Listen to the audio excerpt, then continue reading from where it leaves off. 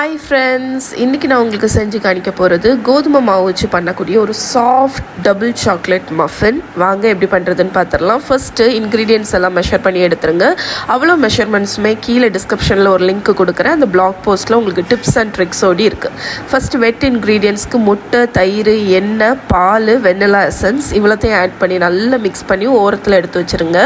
அதுக்கப்புறமா ட்ரை இன்க்ரீடியன்ட்ஸ்க்கு ஒரு பெரிய மிக்சிங் பவுல் எடுத்துக்கோங்க. அதில் கோதுமை மாவு, அதுக்கப்புறம் கொஞ்சமாக கொக்கோ பவுடர், ஒரு பிஞ்ச் உப்பு, பேக்கிங் பவுடர், அதுக்கப்புறம் பேக்கிங் சோடா இவ்வளவும் ஆட் பண்ணி சுகரும் ஆட் பண்ணிடுங்க. சுகரும் ஆட் பண்ணி நல்லா மிக்ஸ் பண்ணி விட்டுட்டிங்கன்னா இதுதான் உங்களோட ட்ரை இன்க்ரீடியன்ட்ஸ். இப்போ நம்ம மிக்ஸ் பண்ணி வச்சுருக்கிற அந்த வெட் இன்க்ரீடியன்ட்ஸ் இருக்குல்ல, அதை இந்த மாவில் ஆட் பண்ணி கூடவே சாக்லேட் சங்க்ஸ், நான் டார்க் சாக்லேட் குட்டி குட்டியாக கட் பண்ணி வச்சுருக்கேன், அதையும் ஆட் பண்ணி ஒரு ஸ்பேச்சுலா வச்சு ரொம்ப மெல்ல ஃபோல்ட் பண்ணுங்கள். மஃபின் பேட்டர் எப்போவுமே நீங்கள் ஓவராக ஃபோல்ட் பண்ணக்கூடாது.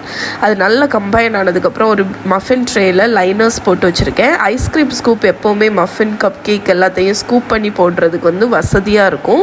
ஸோ இப்போ ஃபுல்லாக ஃபில் பண்ணதுக்கப்புறம் டாப்பில் கொஞ்சம் எக்ஸ்ட்ரா சாக்லேட் சிப்ஸ் போட்டு நீங்கள் பேக் பண்ணிட்டீங்க அப்படின்னா உங்களோட மஃபின்ஸ் ரெடி.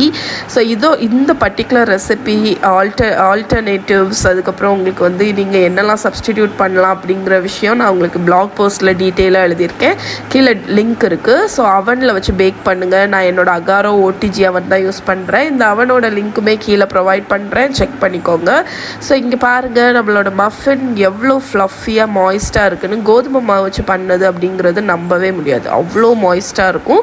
ஸோ இதை கண்டிப்பாக ட்ரை பண்ணி பாருங்கள். மறக்காமல் டிஸ்கிரிப்ஷனில் உள்ள லிங்க்கு செக் பண்ணி ஃபுல் டீட்டெயில் ரெசிபி எடுத்துக்கோங்க.